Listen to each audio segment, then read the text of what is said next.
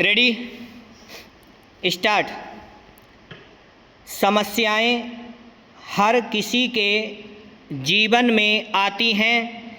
इनसे सभी को परेशानी भी होती है और कोई भी इनके प्रभाव से अछूता नहीं रह पाता।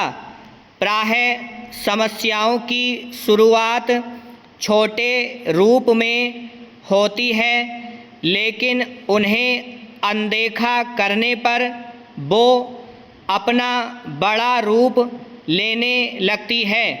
प्रायः लोग आलस्य, टाल मटोल या लापरवाही के कारण उन्हें बड़ा बनाने का अवसर देते हैं, जैसे समय पर बिल न भरना, शरीर या मन में पनप रही बीमारी पर ध्यान न देना, सामान की टूट फूट ठीक न करना आदि। यह सभी जानते हैं कि सिले हुए कपड़े की सिलाई यदि खुल गई है और उसे सिला न जाए तो देर सवेर उसकी सिलाई खुलती ही जाएगी, क्योंकि उसे खुलने का स्थान व कारण मिल गया है।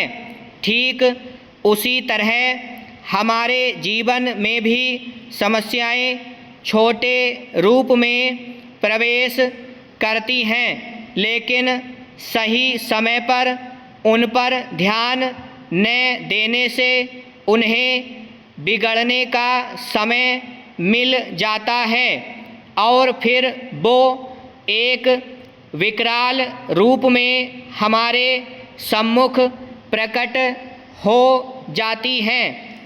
एक समस्या अपने से जुड़ी हुई कई अन्य तरह की समस्याओं का कारण भी बन सकती है। कुछ समस्याएं हमारी गलतियों के कारण पैदा होती हैं, तो कुछ समस्याएं उन गलतियों को बार बार दोहराने के कारण पैदा होती हैं और कुछ समस्याएं तो जाने अनजाने पैदा हो जाती हैं। असली समस्या तब आती है जब हमें उनका उचित समाधान नहीं मिलता और उस एक समस्या के कारण हमारी अनेक समस्याएं निरंतर बढ़ती जाती हैं।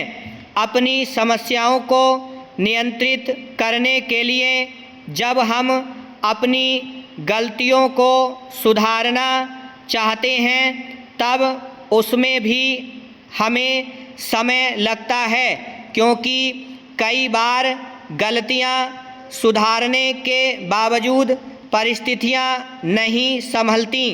ऐसी स्थिति में पछतावा करने के सिवा दूसरा कोई विकल्प नहीं रह जाता और फिर ऐसा लगता है कि काश इसके बारे में पहले सोच लिया होता तो ऐसी स्थिति नहीं आती।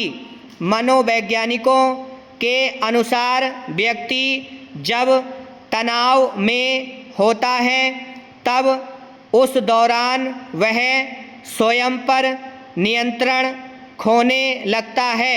जैसे ही व्यक्ति अपने मन को स्वतंत्रता देता है, यानी उसे कुछ भी करने का अवसर देता है, तो वह समस्याओं की भूमिका तैयार करने लगता है। ऐसी स्थिति में कभी अहंकार तो कभी असुरक्षा की भावना उसके विचारों में आती है। इस तरह व्यक्ति डर, तनाव और चिंता के चक्र से स्वयं को घेर लेता है।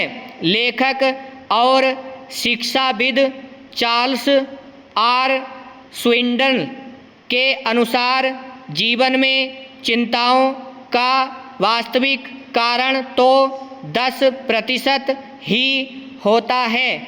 ब्रह्म।